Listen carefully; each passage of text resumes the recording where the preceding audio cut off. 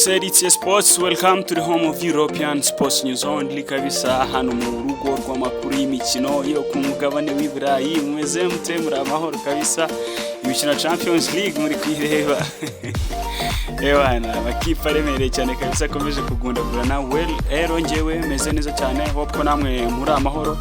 Mu gutangira gutya rero eka nshimire wowe wamaze gusubscribinga nawe utarabikora nkwifuza cyangwa se mushishikariza kuba wabikora kugira ngo dukomezanye twagura umuryango wa Elite Sports kugira ngo byinshi diye kugarukaho nawe ujye ubibona kabisa.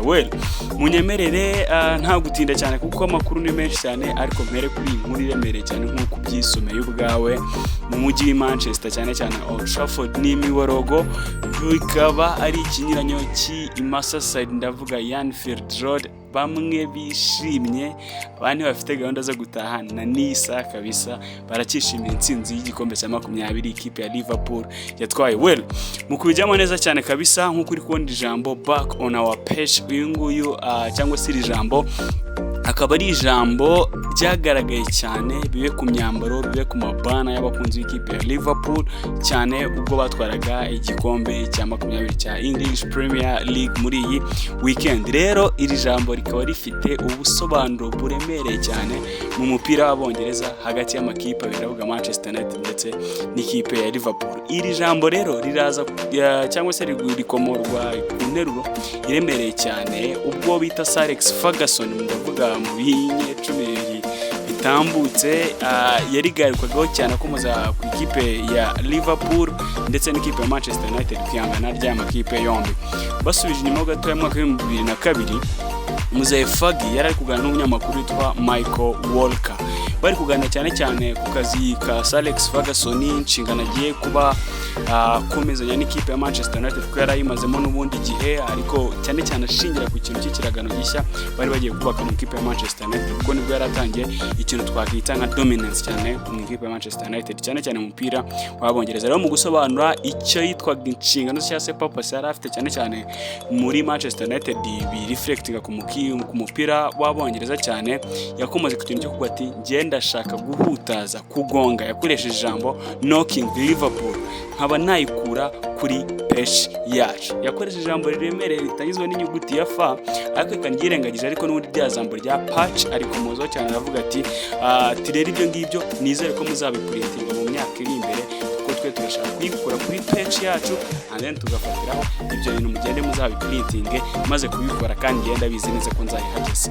Rero iri jambo page rikaba risobanuye akantu twakita nk'aka object, inyoni cyangwa se bino biguruka byo mu kirere bikunda kuruhukiraho cyane ko wenda twifatire nk'ishami inyoni ishobora kuruhukira. Rero Manchester United biciye kuri Sir Alex Ferguson, ni statement yari yemereye cyane, yavuga ati twe dukeneye kongera kugaruka ku ishami ryacu ko hari undi muntu ririho, kandi twe dukeneye kumuhutiza tukamukura tukamugeza ku ruhande tukaba twarihagararaho kuko ni iryacu. Yakomozaga cyane ku ikipe ya Liverpool, yasaga nkaho ari mu makipe yarayoboye cyane icyo gihe umupira w'Abongereza. Rero iyi yari mission statement cyangwa se yari statement yari yemereye cyane, aho yagiye ikajya mu bitekerezo mu mitima y'abakunzi ba Manchester United bose bategereje expectations zo kureba ese Old Trafford bizakunda ko natwe twisanga twasubiye kuri rya shami ko kubungu Liverpool yari iriho. Rero ibyo ngibyo ntabwo byari biri mu bafana gusa, abakinnyi ubwabo, coaching staff, byaragiye biba umuco mu mujyi wa Manchester United, aho Gary Neville ari we wabikomojeho cyane muri Istanbul,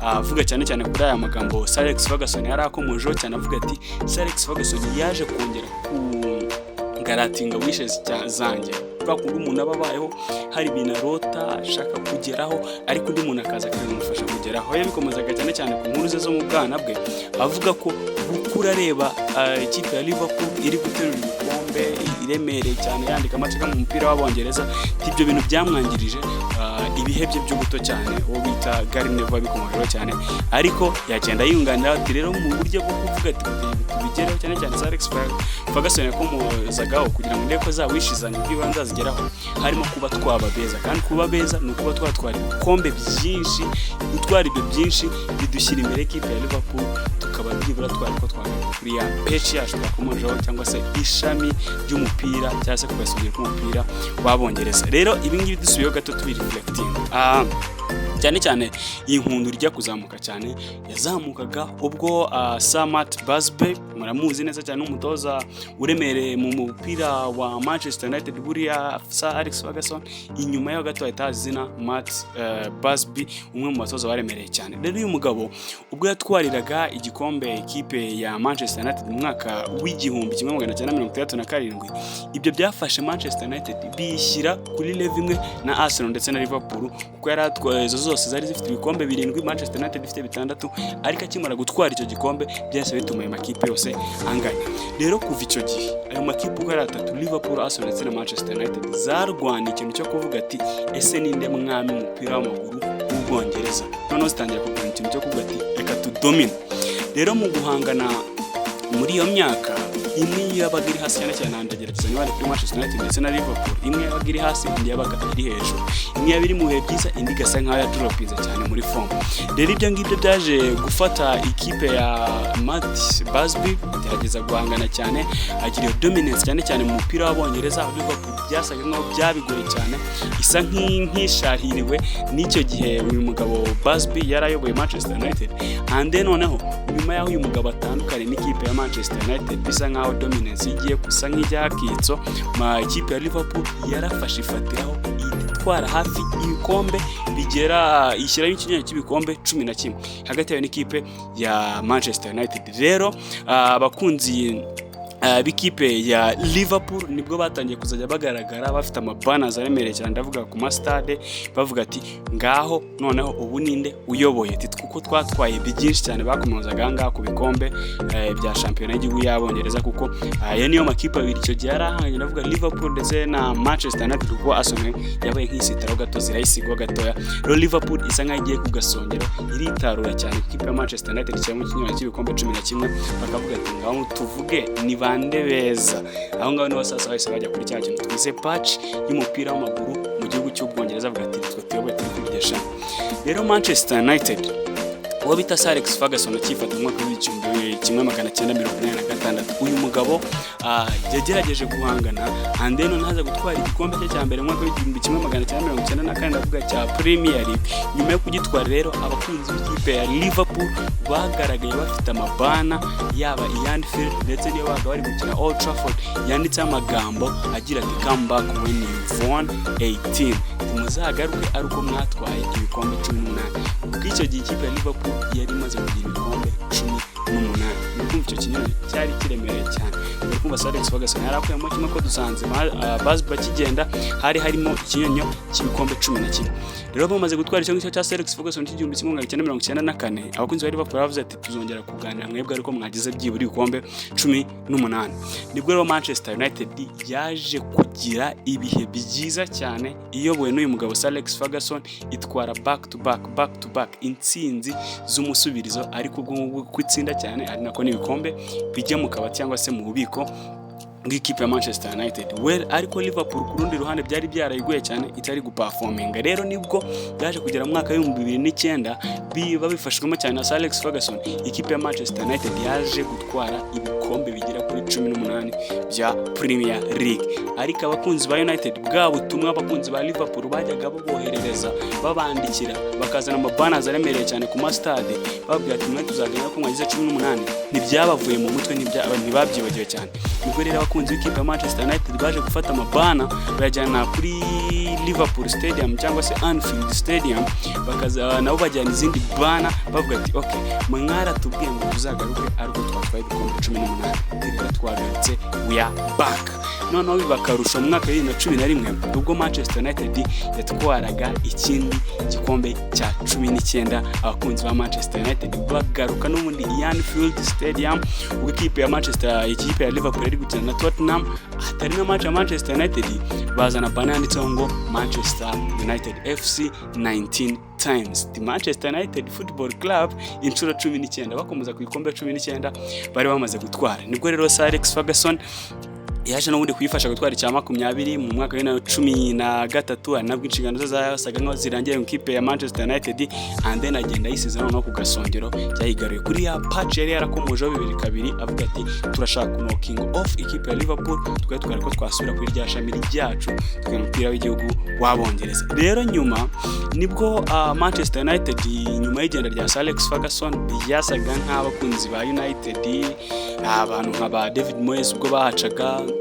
bisa nk'ibigoranye cyane batangira kugira impungenge zo kuvuga ati turaguma ku gasongero, ariko Liverpool nayo ubwo ntiyari hari, ariko twibukiranya ko hari harimo ikinyoni cya 2 ko Liverpool yari imaze iyo myaka yose ifite igikombe 18 Manchester United iraza yifata iranayidepasa irenzaho 2.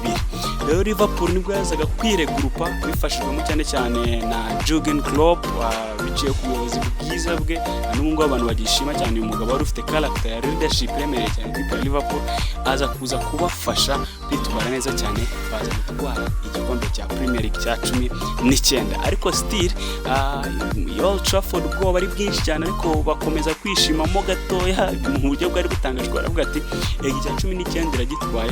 Ariko twibukiranye ko muri icyo gihe twari turi muri COVID-19 restrictions, kuko bisa nkaho abantu benshi bari babaniwe, ari nabwo ikipe ya Liverpool yagitwaraga nta bafana bari muri Anfield itemeye no kuyajya gukora iyo parade. Rero abakunzi b'i Manchester bakomeza kwishima cyane bavuga ati iragitwaye cya 19, ariko ntago igiteranya nabo bakunzi, nta iyo parade imbere y'abafana tibyo ntari bipfa kuruta, bakomeza kugira icyo cyizere. Ariko Liverpool yakomeje kugenda itanga ibimenyetso yuko bishoboka ko yabikora cyane. Nibwo rero bazaga guhangana n'ikipe ya Manchester City, tubyibukiranye muri season ya 2021-2022 babyuka Steven Gerrard atoza ikipe ya Aston Villa. Ku munsi wa nyuma byagoranye, Liverpool ari kizaje kuvuga ati 20 iraza kukizamura, ariko Manchester City iza kugorana cyane. Ikipe ya Aston Villa iturutse nyuma, Gundogan murabyibuka kuri iyo match, ikipe ya Manchester City iba crowned champion. Abakunzi b'ikipe ya Manchester United icyo gihe bari barimo gukina, ikipe ya Manchester United yakinaga na Crystal Palace kuri Selhurst Park, ariko baje kugaragara bishimye baserebura cyane nk'aho ari bo batwaye igikombe, kuko baravuga ati ntidufashe ikipe ya Liverpool icya 20 nigitwaye. Rero ubwo ubwo Klopp nibwo nyuma yazaga kugenda, ubwo ndi kugerageza kubyihutamo cyane, ndi gukomoza cyane ku igikombe cya 20 Liverpool yatwaye, ikintu cyatumye gisa nko kiremera cyane, dusa nk'aba bitarwa bavuga atari kubigemo byihutisha cyane. Nibwo rero abakunzi ba Manchester United babonaga go bita Jurgen Klopp asa nk'uvuye mu nshingano zo gutoza Liverpool, ariko Arne Slot yinjiraga.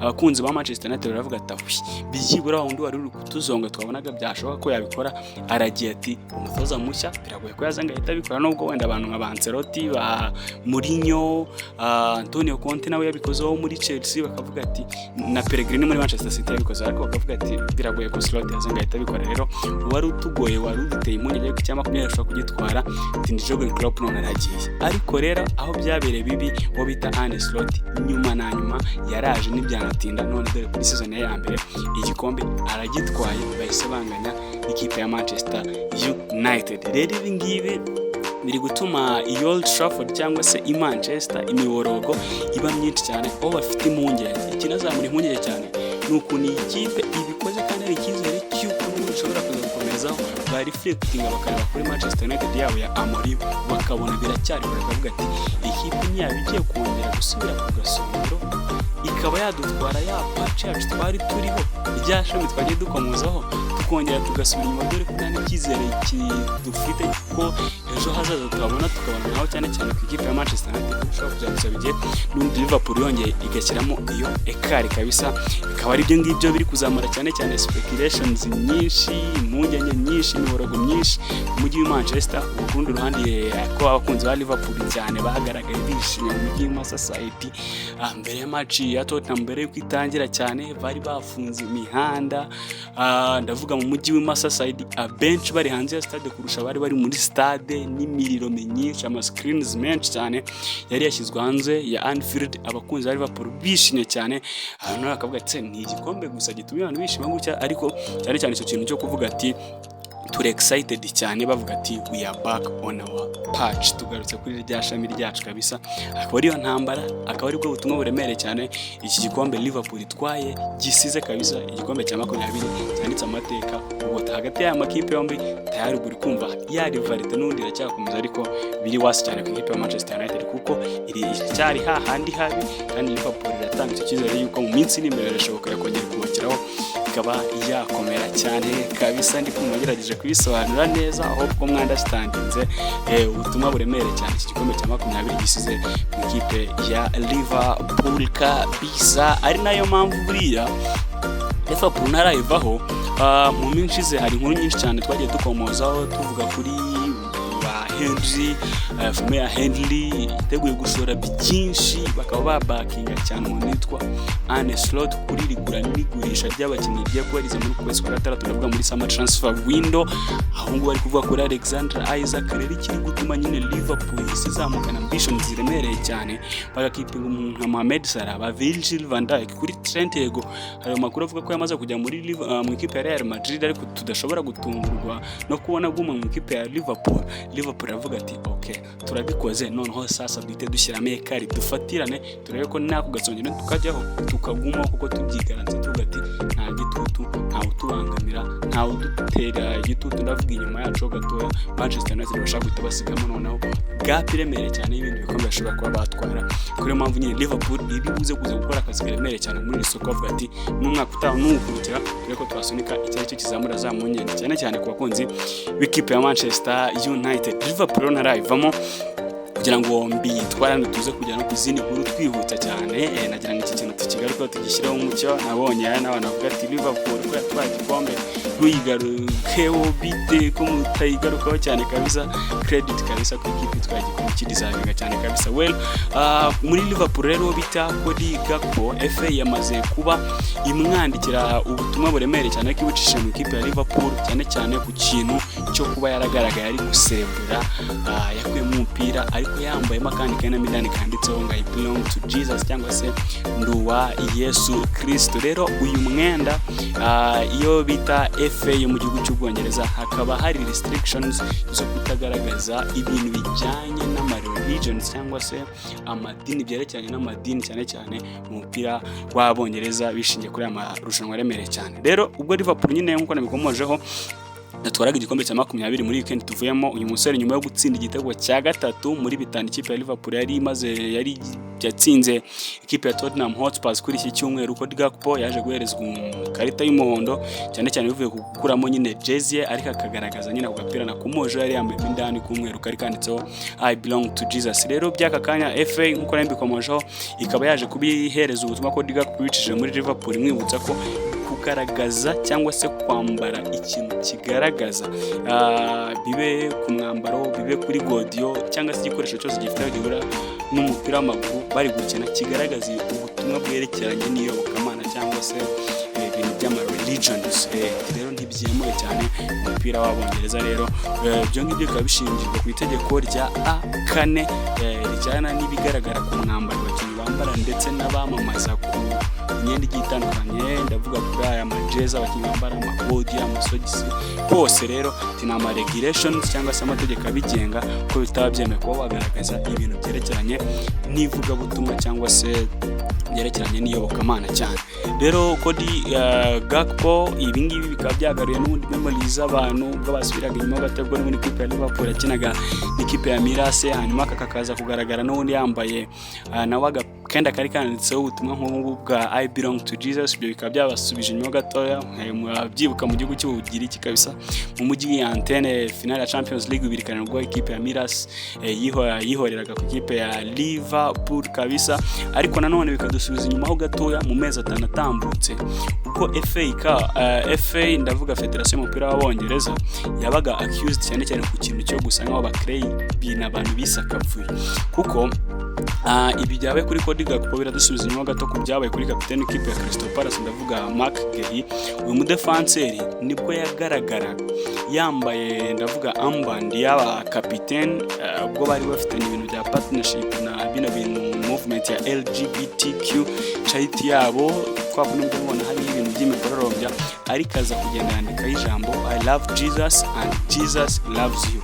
Rero nyuma y'ubutumwa yanditseho FA yaje kuinterveninga cyane bwira cyane Crystal Palace ndetse na Maguire ko bitemewe cyane, ariko noneho ku rundi ruhande kapiteni wa Ipswich Town witwa Sam Mossy nawe yaje kugaragara atambaye iyo armband kuko we mu Islam aravuga ati ntabwo byemewe ko nakambara ibintu nk'ibi ngibi kabisa, cyane ko muje kuri movement y'aba LGBTQ niba abantu bajyamana bahuje ibitsina, ibintu byerekeranye n'ibyo ndetse no kuba wakinduza imyanya y'ibanga yawe.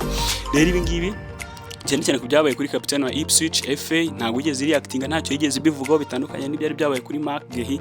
Rero ibi ngibi byaragiye bizamura nyine speculations cyane ko n'ubundi byari byerekeranye n'imyemerere y'aba bakinnyi ndetse n'amazina murabyuka mu kipe ya Manchester United byamubayeho ubwo yangaga kwambara ikote ryari ririho umukororombya n'ubundi representing movement y'aba LGBTQ, biza kuviramo na Manchester United yose kutabyambara. Rero still bishingiye cyane ku bayobozi bagiye bakomeye mu gihugu cy'Ubwongereza, harimo nka minisitiri ushinzwe uburezi witwa Neil O'Brien wabikomoje cyane abicishije ku rukuta rwe rwa X cyangwa se kizwi nka Twitter, akritika cyane FA y'Abongereza avuga ati ese nimba Sam Mossy atayambaye ariko tukabona umuntu nka Maguire kapiteni wa Crystal Palace umwana w'Abongereza n'undi akavuga ati nawe ubwe yabyambara akandikiraho ijambo rigira ati I love Jesus and Jesus belongs to you and Jesus loves you. Rero kuki hamwe mu restricting cyane bikomazwa cyane n'umu secretary cyane mu bijyanye na justice cyangwa se n'ubucamanza mu gihugu cy'Ubwongereza witwa Robert Gendry ko bikomeje na The Telegraph n'amakuru cyandika cyane cyamereye gikomoza ku nkuru za siporo avuga ati ibintu nk'ibi ngibi gusubiza hamwe abandi mubasubiza cyane komoza kuri uyu musore Maguire avuga ati kuki abakristo bo bisa nkaho bari gufatwa bitandukanye n'abayisilamu. Buri kumva ari intambara yemereye mu gihugu cy'Ubwongereza nyine iyi scenario ya Matthias Cody Gakpo isa nkaho yongeye kubibyutsa n'undi akari kapoze mu gihugu cy'Ubwongereza, ubona ko ni intambara yemereye cyane. Nahoze mbona kare ni umwe mu bakomediye baremereye cyane mu gihugu cy'Ubwongereza, umufana w'ikipe ya Arsenal witwa Matt Lucas, ariko bari muri abantu bamaze kwiyemeza kuvuga ati wo duhuje imyanya y'ibanga twaryamana. Wabikomojeho cyane abigarukaho avuga ati kuba Maguire yakandika ijambo nka Jesus loves you ndabona nta kibazo ntawe bibangamira, noneho nka kapiteni nta ribi rwose yabikora. Rero kumva ni speculation cyane mu gihugu cy'Ubwongereza zazamuye n'ibi bintu, ari nako mfungira ku kipe ya Chelsea kabisa. Ikipe ya Chelsea rero inkuru izamutse cyane kuri uyu mugoroba nigaruka kuri partnership bashaka kuba bagirana na Rugby Football Union cyangwa se union ya rugby mu gihugu cy'Ubwongereza, ikintu cyo kuba yabafasha ibatije stade yitwa Allianz Stadium mu gihe baba bayikodeshejeho igihe gito, kuko Chelsea ngo tubizi mu minsi itandukanye yacyari gushaka uburyo yari developing Stamford Bridge either bakayivugurura cyangwa se bakubaka indi nshya, dore ko byanatangiye mu myaka itambutse cyane ubwo muri 2017 Chelsea yari yatangiye gutekereza ikibuga cya Twickenham. Iki nicyo kibuga n'ubundi n'inkomojeho iyo Rugby Football Union isa nkaho yoninze cyane. Rero tuvugana mu gutegereza ko icyo kibuga cyababera option, iyi Rugby Football Union iri kugerageza kureba uko yakora lobbying kose kugira ngo cyane iyi stade yakira indi mikino itari ya rugby, kuko iyi stade iri restricted kuba yakakira ibindi bikorwa ibyo ari byo byose bitari ibya rugby. Aho mu minsi itambutse cyane kugira ngo bajye kurobinga barebe ko iyi stade yatangira kwakira ibindi bikorwa bitandukanye bitari imikino ya rugby gusa, byazamuye n'ikibazo cy'ubukungu butari bumeze neza cyane. Rero akavuga ati kuba twakakira ikipe nka Chelsea ikaba yagira imikino imwe n'imikinire ahangaha, ibyo byadufasha icyambere kuzamura ubukungu, kuko ntabwo bimeze neza iki bikorwa remezo nk'iki ngiki usanga hafi mu minsi 350 igize umwaka tugikoresha n'iminsi 10 yonyine. Iki kipe y'igihugu yakenye rero n'ibikwiye twakagisha uburyo tugenerating izindi revenue reflecting cyane kuri stade equipe ya Tottenham Hotspur cyane kuba tijyanye cyane abaturiye iki gikorwa remezo bakomeza ku baturage b'Abongereza nyine baba baturiye iyi stade ya Twickenham. Rero bakavuga ati bishoboka twavutindura amategeko, dore ko aka kanya tuvugana iyi stade iri restricted byonyine aho mu mwaka yemeye kuba yakakira ibikorwa bitatu bidafite bihuriye na ruguru, bitatu byonyine. Nkuko mu izi kipe nka Chelsea ifite imikino myinshi cyane muri season, rero batangiye lobbying yemereye cyane kureba ko babafasha iyi stade ikonana yakomorerwa ikaba yatangira no kwakira indi mikino igiye itandukanye cyane. Bakomeza ku kintu cyo kuvuga ati Chelsea twahita tuyitiza tukako twa generating revenue na Chelsea ikayikoresha. Rero mu gihe gushaka kurya developing Stamford Bridge cyangwa se ikaba yakubaka indi kabisa. Rero ibyo ngerageze kubinyuramo ni kuri duto cyane nashaka kwibanda cyane kuri ibyo bya Manchester United ndetse n'ikipe ya Liverpool. Iki gikombe cya 20 batwaye cyari kivuze izi celebration zose ziremereye icyo zari zihatse, dore ko binitezwe ko ubwo Liverpool izabiri gukina n'ikipe ya Crystal Palace kuko mu mikino basigaranye harimo umukino bazakina n'ikipe ya Chelsea bazaba bagiye Stamford Bridge, harimo umukino n'ikipe ya Arsenal, harimo umukino wa Brighton if I'm not mistaken, ndetse bazawusoreza wa Crystal Palace wandishwa cyane. Rero kuri uwo mukino bikaba byiteze ko Liverpool izabikora ikintu cyitwa parade yemereye cyane, noneho bari kumwe n'abo bafana bitandukanye byari byarabaye muri season ya 20 ubwo bagitwaraga turi restricted kubera icyorezo cya COVID-19. Rero ubu ngubu nyine Liverpool byiteze ko nyine igikombe cya 20 baribuze kuba celebra mu buryo buri massive cyane kabisa. Ibyo ngibyo akabye nashaka cyane gukomoza no kwitsaho ibindi Elite Sports nkuko mubizi updates mu cyanditswe mu cyavuzwe byose, update ya buri kanya here on Elite Sports. We are the home of European sports news only, and remember we breathe sports. Chaimani Bandindiri.